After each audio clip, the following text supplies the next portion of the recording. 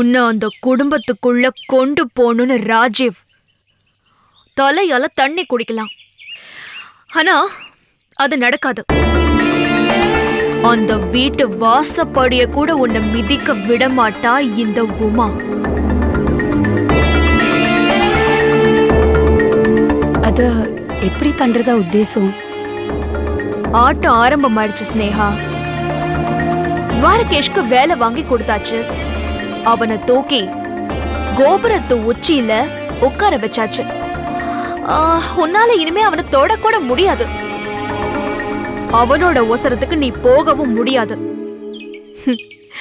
நீ ஏற ஏற அவனை இன்னும் உயரமா தூக்கிட்டு போயிட்டே இருப்ப. வானம் வரைக்கும் தூக்கிட்டு போயிட்டு அங்கிருந்து அவனை பூமியில வீசிடுவேன். துவாரகேஷ் உனக்கு கிடைக்க மாட்டான். உமா உயிரோட இருக்கிற வரைக்கும் கிடைக்கவும் விட மாட்டான். உன்னால என்ன பண்ண முடியும்? பரிதாபமா, பிச்சைக்காரியா பார்த்துக்கிட்டு நிக்க போற. இது என்னோட சேலஞ்ச். லிசன், நான் உங்களுக்கு என்ன பாவம் பண்ண? என் புருஷன் கூட சேர்ந்து கூட்டணியா வைக்கிறேன். அந்த ஆளோட சேர்ந்து என்னோட ஆபீஸ்ல எனக்கு எதிராக திட்டம் போடுறியா?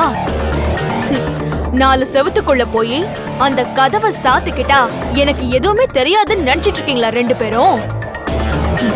உன்னை வச்சு என் கிட்டே சேலஞ்ச் பண்றான் என் புருஷன். துவாரகேஷும் ஸ்னேகாவும் சேர்றது அந்த ஆண்டவன் போட்ட முடிச்சு உன்ன மாதிரி அல்ப இங்க பிரிக்க முடியாது அப்படிங்கிறான். இங்க பாரு, போய் என் புருஷன் கிட்ட சொல்லு, யாரு அல்ப யாரு ஆண்டவன்னு அவனுக்கு நான் காட்டுறேன்னு. உமா ஏற்படுத்தின காயத்துக்கு ஸ்னேகாதான் மருந்தா? யார பத்தி என்ன வார்த்தை? உமா உமா என்ன மன்னிச்சிரு, நான் அப்படி பேசினது தப்பு அப்படின்னு அந்த ஆளை கதற வைப்பேன். பொண்டாட்டி புருஷன் பிரச்சனை இல்ல, 2 பேரும் திட்டிக்கோங்க, அடிச்சுக்கோங்க. எதுக்கு தேவையில்லாம நடுவுல எனக்கு கொக்கி போட்டு இழுக்கிறீங்க? ராஜீவ் என் புருஷன், துவாரகேஷ் என் குழந்தை. You are the 3rd person. 3வது மனுஷி, புரியுதா? ஒரு 3 லட்சத்தை எடுத்துட்டு போய் அந்த குடும்பத்துக்கு கடனா கொடுத்துட்டா நீ அந்த குடும்பத்துக்கு கடவுள் ஆயிடுவியா? நான் கொடுத்தப்போ வாங்காத அந்த குடும்பம் உன்கிட்ட கை நீட்டிடுமா? என்ன பார்த்து சாபம் விடுற அந்த குடும்பம் உன்னை பார்த்து சிரிச்சிருமா? அத நான் கண்காட்சி மாதிரி பார்த்துக்கிட்டே இருப்பேனா? இப்ப சொல்றேன் கேளு. கொடுத்தாலும் நான் தான் கொடுப்பேன், அழிச்சாலும் நான் தான் அழிப்பேன். அந்த குடும்பத்துக்கு எல்லாமே நான் தான். கடவுளும் நான் தான், யமனும் நான் தான். வேற யாரையும் உள்ள வர விட மாட்டேன். மரியாதையா 2 கை எடுத்து என்ன கும்பிட்டுட்டு ஓடி போயிட்டே இரு. உன்னை மன்னிச்சு துவாரகேஷ விட்டுடுறேன். இல்லனா இல்லனா இல்லனா என்ன பண்ணுவீங்க? ராஜீவ்க்கு நடந்தது துவாரகேஷ்க்கு நடக்கும். ஆனா அது வேற வழியில நடக்கும். அந்த குடும்பம் இன்னும் கதரும். ஆனா இந்த தடவை அந்த குடும்பத்தோட அழிவுக்கு நான் காரணமா இருக்க மாட்டேன், நீதான் காரணமா இருப்ப. அந்த குடும்பத்தோட சாபமும் பாவமும் உன் தலையில வந்து விடியும். ஜாக்கிரதை.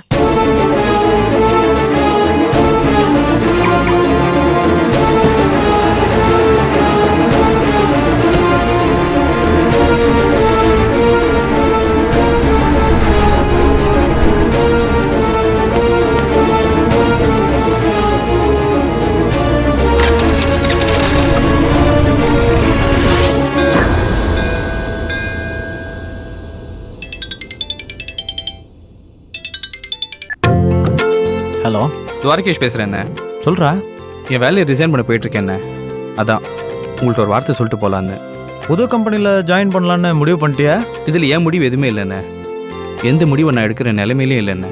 வீட்டில் என்ன சொல்கிறாங்க? அம்மா உடனே இந்த வேலையில் சேர சொன்னாங்க. புது வேலையில் போய் சேர நல்ல நாள் கூட அவங்களே பார்த்து சொல்லிட்டாங்க. ஓகே. அப்பா? இந்த விஷயத்தில் அப்பா எதிர்த்தாலும் அவர் பேச்சு கேட்குற நிலைமையில் அம்மாவோ நானோ நம்ம குடும்ப சூழ்நிலையும் இல்லைண்ணா. உனக்கே நல்லா தெரியும்ல, நம்ம குடும்பத்தில் நடக்கிற எல்லா பிரச்சனையும் உனக்கு சொல்லியே தெரியணும். நான் கை நிறைய சம்பாரிச்சாதான் எல்லாத்தையும் சமாளிக்க முடியும். நீ சொல்கிறது கரெக்டு தான். நான் மாதம் எவ்வளோ சம்பாதிக்கிறேன்னு உனக்கே தெரியும். மாதம் 18,000 தான் வருது. அக்காவோட கல்யாண பிரச்சனை அதுவும் எடுத்துக்கிட்டே இருக்கு. இப்போது 70,000 சம்பளம் வரும்போது எப்படி வேணான்னு சொல்ல முடியும்? இல்லாமல் தான் வேணான்னு சொல்லுவாங்களா? சம்பளம் எவ்வளோன்னு தெரிஞ்சப்புறம் அப்பா கூட அமைதியாக தான் இருந்தார். அதனால் நான் வேலையை ரிசைன் பண்ணலாம் போயிட்டுருக்கேனே. இன்றைக்கி ரிசைன் லெட்டர் கொடுத்தா தான் எப்படியும் 10-15 நாள் என்னை ரிலீவ் பண்ணுவாங்க. அடுத்த மாதம் 1ஆம் தேதியிலேருந்து இந்த புது வேலையை ஜாயின் பண்ணலான்னு இருக்கேன். நீ என்ன சொல்கிற? என்னால் என்ன சொல்ல முடியும்? அண்ணனா என்னால் ஒன்றும் சொல்ல முடியல. ஒரு அக்கறை உள்ளவனா ஒன்று சொல்ல முடியும். All the best. Wish you a very bright future. தேங்க்ஸ்ண்ணே. ஃபோனில் சார்ஜ் கம்மியாக இருக்குது. பேட்டரி சுத்தமாக ட்ரெயின் ஆகிடுச்சு. சுவிட்ச் ஆஃப் ஆக போகுது. நான் சார்ஜ் போட்டு அப்புறமா கூப்பிட்றேன். சரியா? ஓகேடா. சரிண்ணே. Take care. சார் வாஸ்னேகா இப்போ தான் துவாரகேஷ் ஃபோன் பண்ணான். ஏ துவாரகேஷ் வேலையை ரிசைன் பண்ண போயிட்டுருக்கான். இப்போ ரெசிக்னேஷன் கொடுத்தா தான் அடுத்த மாதம் 1ஆம் தேதி புது வேலையில் சேர முடியும்னு சொல்கிறான். அப்போ புது வேலையில ஜாயின் பண்ணணும்னு முடிவு பண்ணிட்டாரா? ஆமாம். Super sir. உமா மேடம் போட்ட பிளான் பர்ஃபெக்ட்டா ஒர்க் அவுட் ஆயிட்டு இருக்கு. என்ன சொல்கிற ஸ்னேகா? இப்பதான் நான் உங்களை ரோட்ல பார்த்தேன். துவாரகேஷ் கண்டிப்பா இந்த வேலைக்கு ஒத்துப்பான். துவாரகேஷ் நீ கல்யாணம் பண்ணிக்க முடியாது. நான் அவனை உயரத்துல தூக்கிட்டு போய் உட்கார வச்சிருக்கேன். நீ அவனை நெருங்கவும் முடியாது, உன்னால அந்த குடும்பத்துக்குள்ள போகவும் முடியாது, துவாரகேஷ கல்யாணம் பண்ணவும் முடியாது அப்படின்னு என்கிட்ட சேலஞ்ச் பண்ணிருக்காங்க சார். நிஜமாவா அப்படி சொல்ற? உமாவா அப்படி சொன்னா? நீங்க தான் அவங்க கிட்ட சேலஞ்ச் பண்ணிருக்கீங்கல்ல, ஸ்னேகா அந்த குடும்பத்துக்குள்ள அனுப்புறதை யாராலையும் தடுக்க முடியாது, இது ஆண்டவன் போட்டு முடிச்சு உன்ன மாதிரி அல்பைங்களால பிரிக்க முடியாது அப்படின்னு. ஆமா, மீனா கல்யாணத்தை உமா நிறுத்தினான்ற ஆதங்கத்துல நான் அப்படி சொன்னேன். உங்க சேலஞ்ச் சூப்பரா ஒர்க் அவுட் ஆயிட்டு இருக்கு. என்னையும் டிகேவி பிரிக்கணுங்கிறதுக்காக அப்பாவும் பொண்ணும் சேர்ந்து இந்த புது வேலை பிளான் பண்ணிருக்காங்க. அப்படியா? உமா மேடம் என்கிட்ட பேசினதை வச்சு எனக்கு ஒரு விஷயம் தெளிவா புரியுது சார். அவங்க வெறும் வாய் வார்த்தையா இதெல்லாம் சொல்லல, மனசார இதெல்லாம் செய்யணும்னு நினைக்கிறாங்க. டிகேவ என்கிட்ட இருந்து மட்டும் பிரிக்கணும்னு நினைக்கல சார். உங்களை உங்க குடும்பத்தில இருந்து எப்படி பிரிச்சாங்களோ அதே மாதிரி டிகேவியும் உங்க குடும்பத்தில இருந்து பிரிக்கணும்னு நினைக்கிறாங்க. உங்க குடும்பத்தை நடுத்தெருவுக்கு கொண்டு வந்து நிப்பாட்டணும்னு நினைக்கிறாங்க. அதுக்கு காரணம் யாரு என்னன்னு பாத்தீங்கன்னா நீங்களும் நானும் தான். அவங்க நம்ம 2 பேர் மேலேயுமே ரொம்ப வெறுப்பா இருக்காங்க சார். உமா திருந்திட்டான்னு நினைச்சேன். அவ இன்னும் திருந்தல ஸ்னேகா. திருந்தவும் மாட்டா. நான் பண்ண சேலஞ்சுக்கு பதில் சேலஞ்ச் பண்ணிருக்கா. இப்பதான் எனக்கு எல்லாமே தெளிவா புரியுது ஸ்னேகா. டிகேக்கு வேலை வாங்கி கொடுக்கறதுக்கு என்ன காரணம்னு அவங்க என்கிட்ட கிளியராவே சொல்லிட்டாங்க. எனக்கு அது கன்ஃபார்மா புரிஞ்சிருச்சு. இதுக்கப்புறமும் டிகே பழைய வேலையை ரிசைன் பண்ணுமா, புது வேலைக்கு போகணுமா? தேவையே இல்லையாமா. ஆனா ரிசைனிங் லெட்டர் கொடுக்க போறானே, எப்படியா தடுத்து நிறுத்துறமே. நான் கால் பண்றேன்.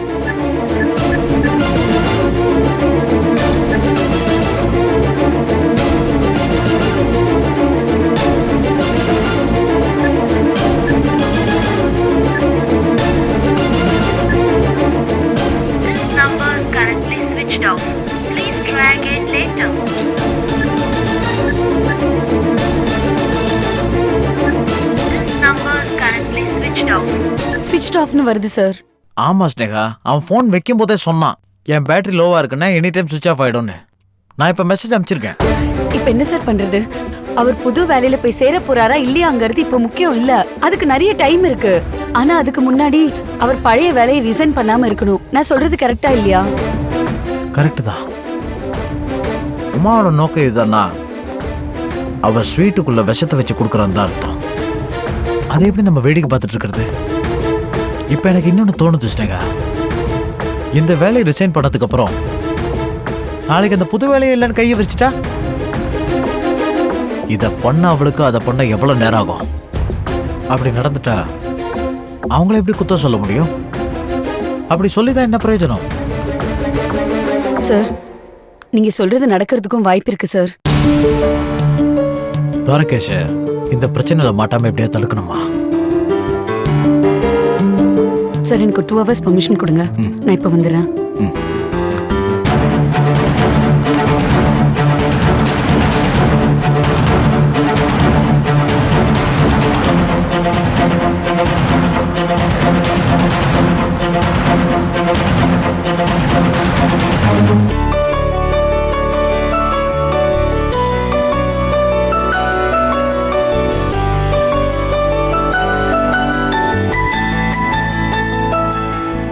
மீனா, ஏய் சின்ன குட்டி, மீனா.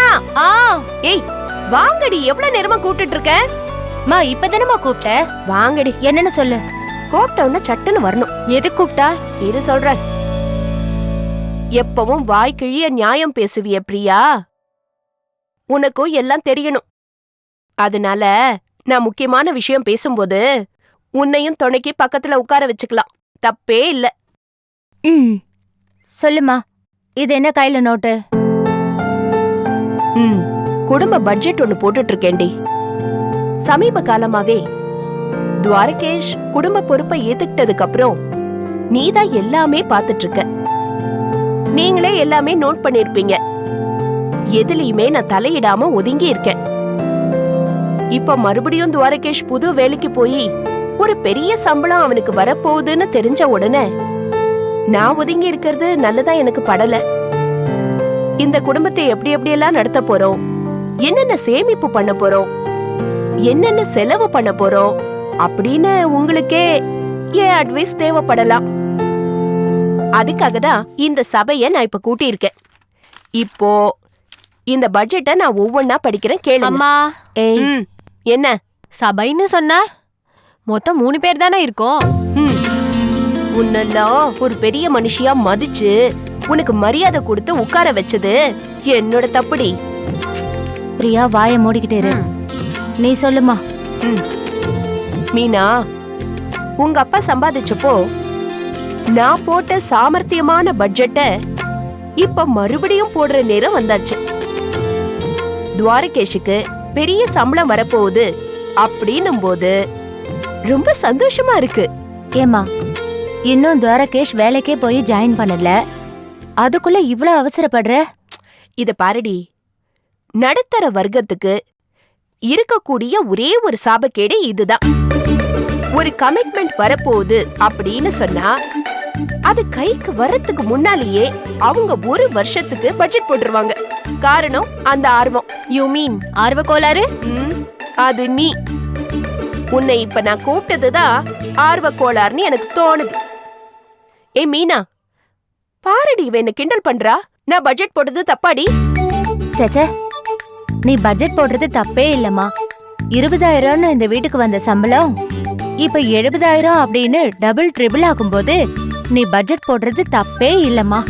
அக்கா என்ன சொல்ல வரானா, 70,000 ரூபா பணம் ஒரு வீட்டுக்கு ட்ரிபிளா வரும்போது ஐசியூல சீரியஸா இருக்கவங்க கூட ஏஞ்சி உட்காந்து ஐஸ்கிரீம் வாங்கி கொடுன்னு கேட்டா தப்பே இல்லைங்கிறா.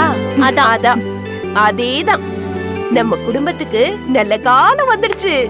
ஜக்கமா சொல்லிட்டா. ஆமாண்டி, நல்ல காலம் தான் வரப்போகுது. அம்மா, அப்படி நீ சொல்ற மாதிரி இந்த குடும்பத்துக்கு அந்த வேலையால ஒரு விடிவு காலம் வந்தா அது சந்தோஷம் தானே? இத பாரு மீனா, இனிமே இந்த வீடு தலை கீழா மாற போகுது.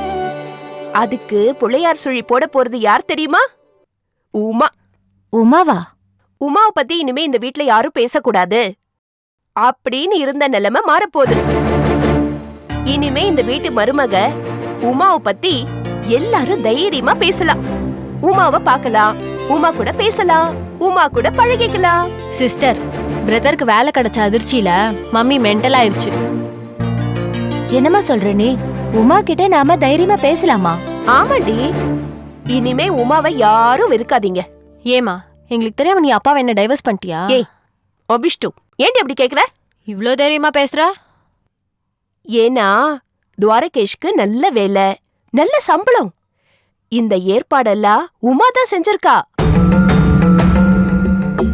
உங்க அப்பாவோட ஆசீர்வாதத்தோட தான் இதெல்லாம் நான் பேசுறேன்.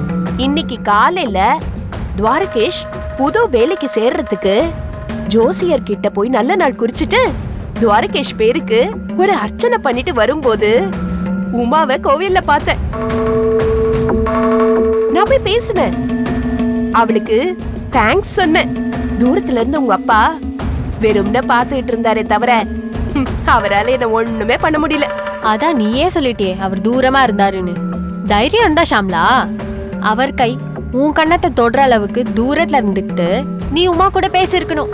அப்ப என்ன நடந்திருக்கும்னு தெரிஞ்சிருக்கும். சரிதான் போடி.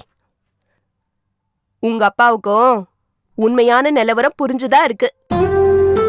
உமா வாங்கி கொடுக்கற வேலையில துவாரகேஷ் இந்த குடும்பத்தை தூக்கி நிறுத்திடுவான். அதுல சந்தேகமே கிடையாது. அன்னைக்கு அந்த உமா ராஜீவை இழுத்துட்டு போனப்ப அவ பெரிய பாவத்தை பண்ணிட்டான்னு எல்லாரும் வாய்க்கிழிய பேசி அவளை திட்டினோம். ஆனா இன்னைக்கு அவ அதுக்கு பிராயச்சித்தம் பண்ண தயாரா இருக்கான்னு வரும்போது நாமளும் அந்த கோபத்தை மறந்துடணும்ல, உமாவை மன்னிச்சிடணும்ல, விட்டு கொடுக்க கூடாதுல்ல. இவ்ளோ நல்லவங்க ஏமா அன்னைக்கு குட்டைய குழப்பி மீனாக்கா கல்யாணத்தை நிறுத்தணும்? இரு அந்த பாயிண்ட்டுக்கு தான் நான் இப்ப வரேன். உமா அப்படி பண்ணதுல ஒரு லாஜிக் இருக்கு. அவளால அடிபட்டு விழுந்த குடும்பம் ஸ்னேகா கை தூக்கி விட்டு நிமிர்ந்த நின்னுடுச்சுன்னா அது யாருக்கு அவமானம்? உமாவுக்கு. அதுதான் பாயிண்ட். உமா ரோஷக்காரி, பணக்காரி. அப்படி ஒரு அவமானம் தனக்கு வரக்கூடாதுன்னு தான் அவ அந்த கல்யாணத்தை நிறுத்திட்டா. அப்ப அவ பண்ணதுக்கு பரிகாரம் பண்ற மாதிரி துவாரகேஷுக்கு வேலை வாங்கி கொடுத்திருக்கா.